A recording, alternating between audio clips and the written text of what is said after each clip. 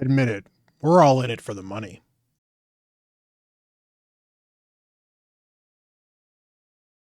Hello, everyone. Bront CatHerder here, and we're having some fun talking Raid Shadow Legends, and we're talking about silver today. Silver is the lifeblood of your accounts. There's all kinds of things you cannot make happen without silver. Gearing your champs, using the tavern, rolling your gear. It all needs silver. Silver revolves around everything you do in this game. And let's face it, plenty of people are struggling to get all the silver they need. So let's take a look at what you can do to get more silver in the game, where you can make yourself efficient in silver uses. But first of all, do you know what does not cost any silver? A sub to this channel. So a sub to this channel would be amazing. I would greatly appreciate it. It helps me grow, especially helps if you like content like this. But let's actually get down to business and talk about the money.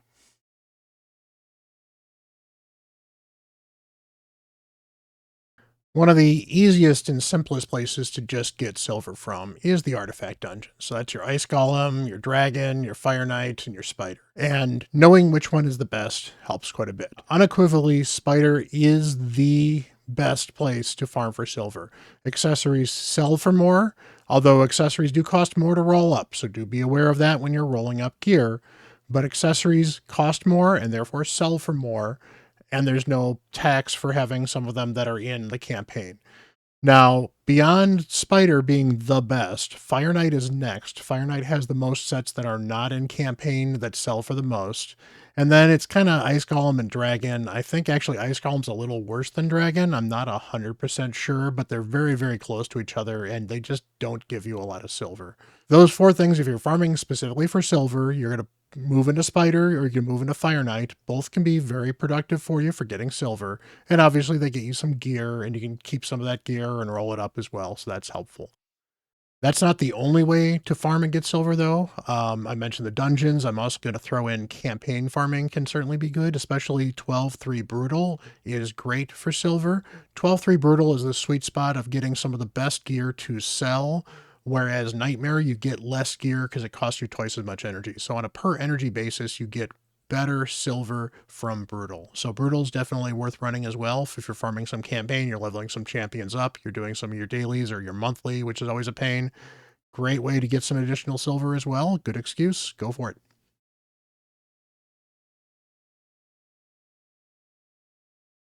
All right, this tip is going to be a little counterintuitive, but rolling up your gear saves you silver. And you're going to say to yourself, Bront, how does that save me silver? It costs me silver to roll up gear.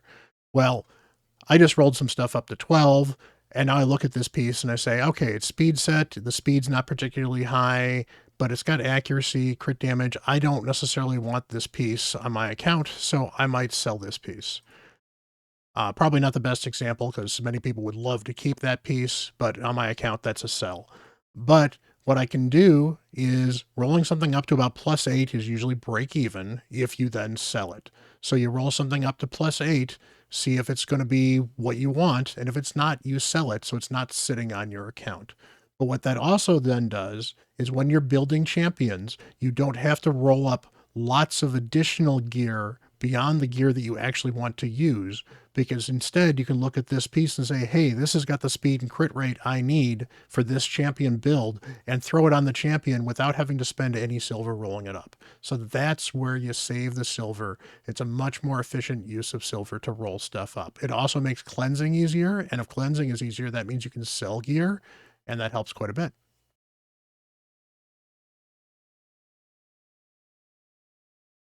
And rolling right into the next topic, selling your gear is one of the best ways to deal with silver. So you find gear that you don't need anymore. Like I've got a lot of gear, which means I need to start going through some of this gear.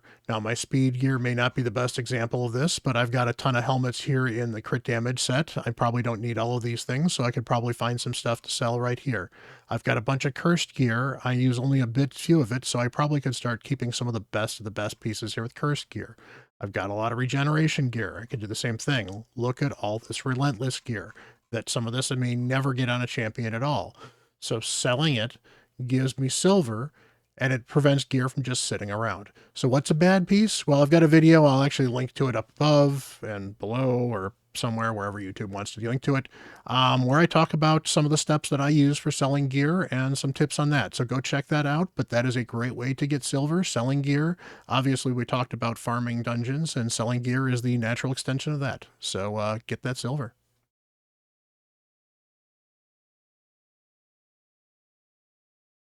Raid constantly has dailies going on. Raid constantly has the weeklies and the monthlies going on, and you constantly have different events. Doing those events can help get you some silver. Now, right here, summon 25 champs every 5 days, usually pretty easy. You pop 110 pull of mystery shards, maybe two of them, for a daily, and boom, you've got the 25 shards. That's 25k silver. Not a lot, but you know what? It adds up after a bit. Do some of these other things as well. Here's 100k silver for just doing a little bit of dragon, which is something that gets you some silver as well. Other events will give you some silver as well. Generally, the only ones that will not give you silver are the events that involve rolling up gear, because that costs silver. So generally, you get resources that you can use for different events from an event. So you will not get silver from an artifact enhancement event in general, for example, whereas you won't get energy from a dungeon divers event, for example, because energy is what it takes to use the dungeon divers. That said, you do some of these events, you're going to be running some of this stuff anyway. Might not let the event give you the extra rewards, and some of those extra rewards are silver, or some of them are things that save you silver. So go check those out.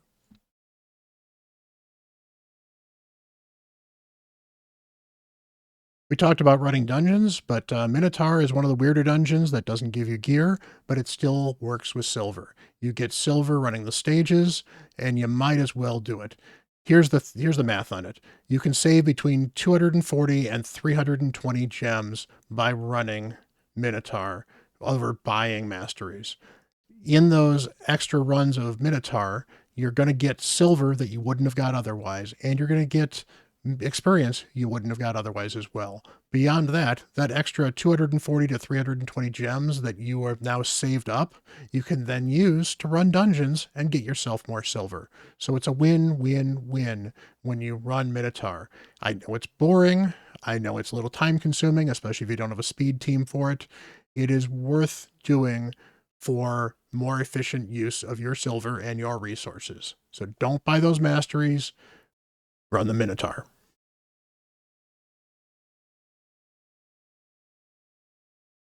Now, this one's a little counterintuitive as well, and I don't have an example of it at the moment, but this is worth looking into as well. There are events that are path events or card flip events where you get points for doing things, and then you can go down the path and get various rewards, or you can go down the path and get cards and flip the cards over.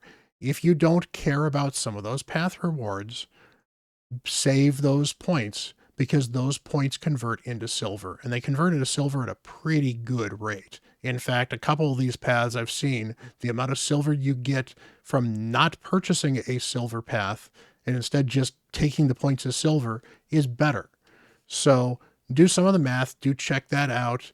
But general, if you're not interested in a particular event and you're just going to let it sit by and not grab all the rewards for it, especially if they're rewards that you don't want, don't grab rewards you don't want, fearing that you're not going to get anything from them. You will get silver from the remaining stuff. So if there's stuff you don't care about, just let it turn into silver, and that's bonus silver for you.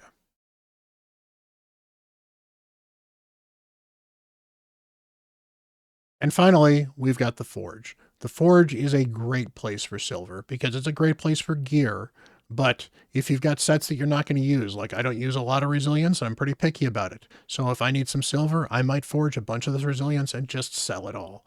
You can also sell this 3 and 4 star stuff. It's not going to get a lot of silver. We'll craft one right now. It costs 1,000 silver. This piece right here I sold for 1,200. I just made over 100%. Well, I made almost 1,000% of my investment with that 1,000 silver. And, it's pretty easy. It doesn't take a lot of time. It's oftentimes doing it for quests as well. And on top of that, you might find some actual good gear while you're going through it that might be helpful for your account. Now, this is what I do with things I don't use. I don't use resilience very much. I don't use a lot of affinity breaker. I don't use a lot of untouchable anymore. I don't use a lot of frostbite set. I don't use a lot of bloodthirst. So I've got 59 of these things. I might someday, and particularly I like doing this during CVC when I get the CVC points for it as well. But if I needed some silver, I might forge all 60 of those things and just sell them all. It takes me a few minutes to do, and boom, I've got an extra 500K, 1,000, get a bunch of extra silver. And it's nice and easy. It helps to progress your account as well because you might get some good gear every once in a while as well. That has been 7 different tips on ways that you can improve get silver. Hopefully you found them interesting. I definitely appreciate you guys for hanging around. Until the next video, I'm Bront CatHerder.